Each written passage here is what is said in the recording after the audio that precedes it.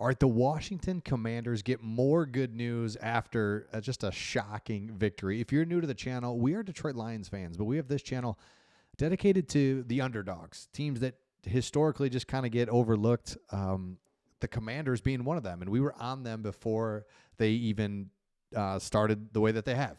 This past preseason or off season, we were on them thinking, man, they could be all right, and we gave them some love, and sure enough, they are. So of course they're getting attention now, but even before then, so we talk all about teams that just don't get the love nationally. So we don't talk about the Cowboys or the Giants or the Jets. So here's the good news that came out of this. Obviously, you win in the fashion that you do, improbable. The Hail Mary is something that's just incredible. It's called the Hail Mary for a reason. You're just like sending up a prayer. But the play before that, what in the world, right? So just incredible that you were able to get a free 15 yards. Like, okay, I'll take that. And then you give him the option. He still threw it from pretty far back. Like, he had the line of scrimmage was up pretty far, but he still was able to throw it. The way that he scrambled, I mean, you needed three perfect things to happen. You needed them to gift you 15 yards. They do. You needed Jaden Daniels to scramble around, let everybody get set up down there. That's actually really hard. I mean, the Bears don't play that well. Then you need a massive throw, the tip, the whole thing. It's unbelievable. So here's the good news, though. Lost in all of that was how well the defense played. And I say this is the good news because, of course, everyone's excited. You win. But from just sustainability and to keep this thing going, it's like, man, the defense played well. The defense had not been playing well. Bobby Wagner said, all I want is for us to just keep getting better. And the defense has young pieces on it, so you would naturally assume that it could get better. And that's what you want to see is just better each game. And so they went through about 3 quarters where the Bears didn't score. They gave up one long run to Swift. But there was like time and time again where it's like, all right, Bears are going to, here we go. Bears, okay.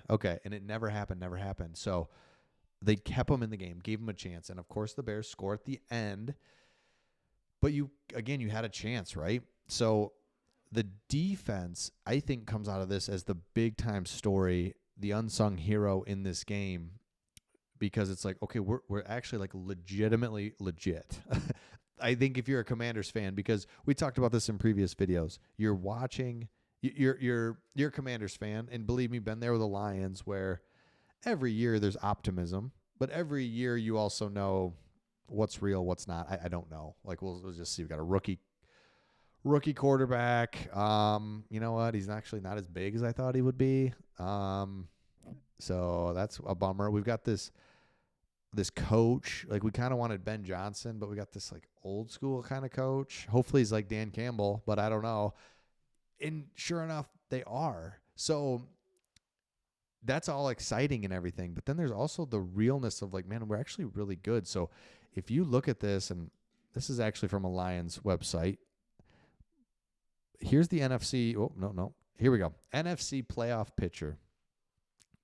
The Commanders are sitting there in the 2 seed, and this is more good news that came from this game was the let me go down here to the Packers win narrowly, but the Vikings lose. The Eagles are kind of like, what are they? The Bears lose, obviously. The Bucks lose. The Niners, what are they? So there's just, it was kind of a perfect week. This game was so huge, and being a fan of a team that's seen it go against you in a Hail Mary situation, it's actually devastating, as you can imagine, being on the other side of it. So the Bears, honestly, may not recover from this because there's a couple things that came out of it. And the reason I bring up the Bears is because you beat them head-to-head. It's an NFC team. It's a seeding thing.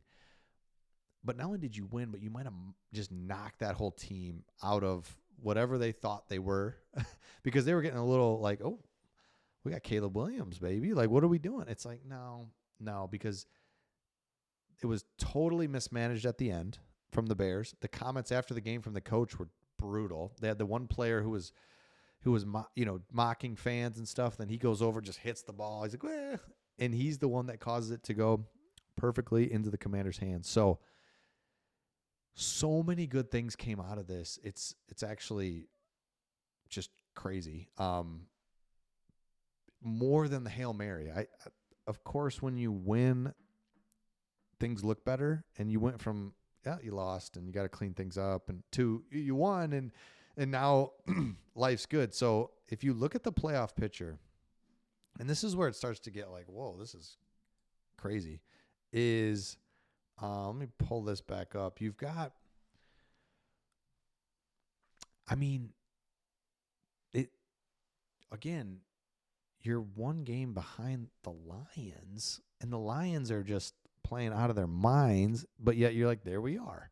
So you have to be so encouraged if you're a Commanders fan that not only are we much better than I thought, we're actually closing out games. We have a culture setter coach, which the Lions have taught me that's what you need, and it's very difficult to find. Yes, would you love to have a Matt LaFleur and just like a genius Kyle Shanahan kind of thing up? Yeah, I guess that works.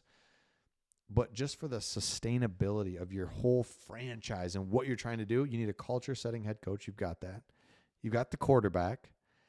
And when we've seen, because like I said, we talk on this channel about these teams that just kind of get overlooked. You look at the Falcons is another one that we talk about. The Falcons last year, coach me, quarterback, nah. What do they have this year? They've got a coach and a quarterback. The rest of it you can monkey with, and hopefully you get it right, and hopefully you hit on draft picks and you get some strategic free agents. But if you don't have a coach and a quarterback, it doesn't matter. It just doesn't matter. But if you have a coach and a quarterback, that margin for error really shrinks. And now you can take a swing on a tight end. Oh, sweet, he worked out. This is great, and he's hitting them, and he's a nice target. Okay, cool. You can take a swing. The Lions take a swing at Jahmyr Gibbs, 12th pick, 12th overall. And you're like, a running back? It seems kind of crazy. Oh, yeah, he's just absolutely the fastest NFL player, and we hand it to him, and we've got the coach, quarterback, we've got the offensive mind, scheme, and it works. But without the quarterback, it doesn't work. So my whole point in saying this is it's not just that you're 6-2. That obviously is great. It's that this is something that can be sustained. There's been times, Commanders, that you've probably had it. You can think of seasons. The Lions have had seasons where they jumped out and they were 5-1, and you're like, oh my gosh. And it's like, and they just falter down the stretch. And then the next year they're 5-12. And it's like, what just happened? Well, it's because it was a flash in the pan. Like anybody, a little bit of talent, Matt Stafford, Kelvin Johnson, you can win 3 in a row. But this is, the Lions have now is a culture that they're built on. Commanders have the same thing. So to be in the first year of this whole rebuild thing and be 6-2 is crazy. Lions were 0-10 the first year, trying to figure it out, trying to rebuild, trying to get it right. So not only, again, the 6-2 is awesome, but it's more about the future, where you're headed, and what you have going on. So let me know your thoughts in the comments. Make sure you subscribe if you haven't already. I feel like we're going to be talking about the Commanders quite a bit more, and we'll see all of you on the next one.